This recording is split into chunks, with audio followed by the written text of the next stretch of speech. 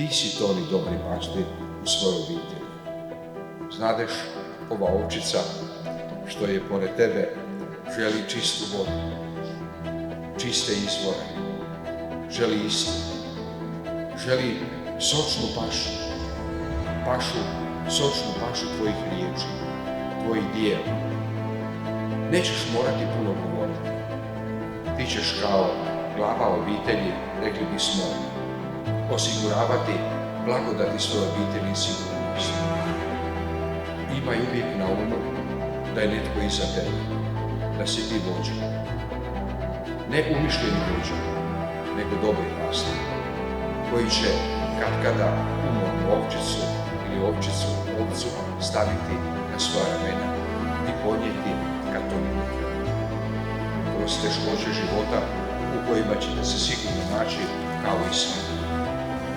Neka ti to ne bude teško. To je časno služba.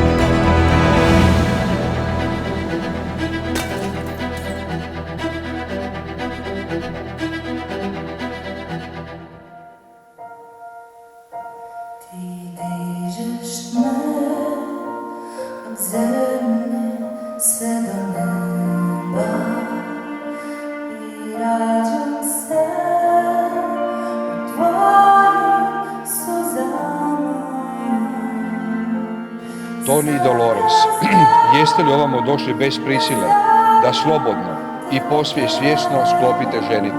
Jesam.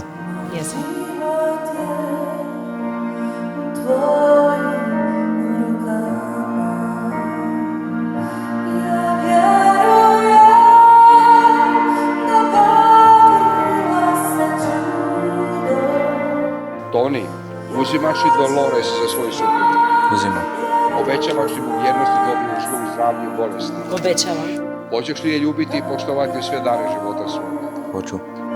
Dolores, primi ovaj prsten u znak moje ljubavi i moje vjernosti, u ime Oca i Sina i Duha Svetoga. Toni, primi ovaj prsten u znak moje ljubavi i moje vjernosti, u ime Oca i Sina i Duha Svetoga.